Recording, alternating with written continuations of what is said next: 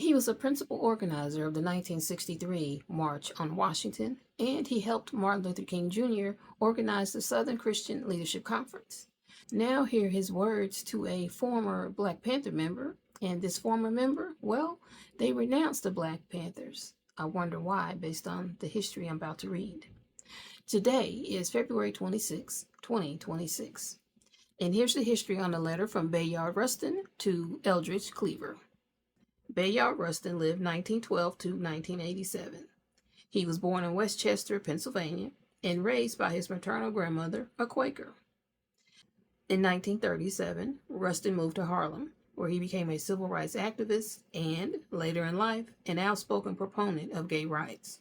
Rustin was one of the principal organizers of the 1963 March on Washington and a key advisor to Dr. Martin Luther King Jr. on the strategy of nonviolent resistance, which he learned in India from leaders of the Gandhian movement. He was also one of the founders of the Congress of Racial Equality, and with King, organized the Southern Christian Leadership Conference. Now for Eldridge Cleaver. Cleaver lived 1935 to 1998, and he rose in prominence as spokesman of the Black Panther Party and as author of Soul on Ice in 1968. That was an influential book of essays written while he was in prison. In 1968, he fled to Algeria after he was charged with attempted murder following a confrontation between the Panthers and Oakland police. He renounced the Panthers when he returned to the United States in 1975 and was sentenced to probation for assault. By 1980, Cleaver had become a conservative Republican and endorsed Ronald Reagan for president. Connect all those dots. I'm a little suspicious on why he renounced the Black Panthers. Are you? And I'm not going to say anything else. Now for the letter. At the top, it's New York City, January 24th, 1977. Dear Eldridge, we've been out of touch with each other, far too out of touch, which is one of the reasons that impels me to write you at this time. After your return to this country, I offered to help you in any way I could.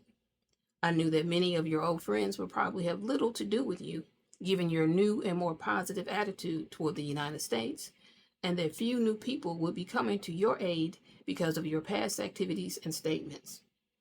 I was not sure how effective my help would be, but as in many other cases during my career, I did what I thought was right, not what was expedient.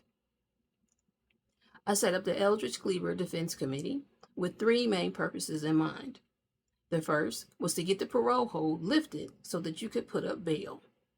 The second was to try to raise money both for the bail and for legal expenses, since it was our view that without such money, you could not be assured of the proper legal representation. Finally, I thought it was necessary to provide a platform for you, since I felt you had an important message which the American people has to hear. I am, of course, referring to your views on democracy and on the possibilities which exist within the democratic American system to achieve the goals of human freedom and social equality. The first purpose has been achieved, but I am afraid we could not achieve the second, since there was simply not a constituency that I could reach from which we could raise the large amounts of money needed. In any event, it appears that you have found other benefactors. As to the third purpose, it would also appear from what I have read that you now have other intellectual and spiritual interests which take precedence in your own mind over the issues of democracy, which previously had been your chief concern. I write from what I have read, since we have not been in communication, and I have no alternative but to draw conclusions from the available evidence.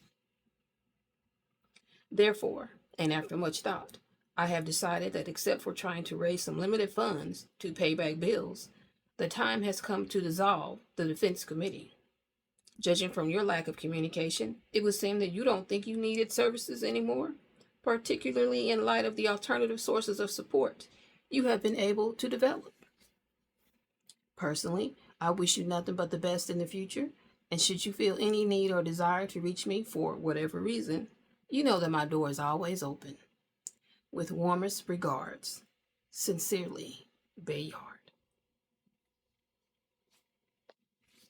Leave comments, y'all. Let me know what y'all think about that whole coming back to America from Algeria and renouncing the Panthers, and now you're Republican.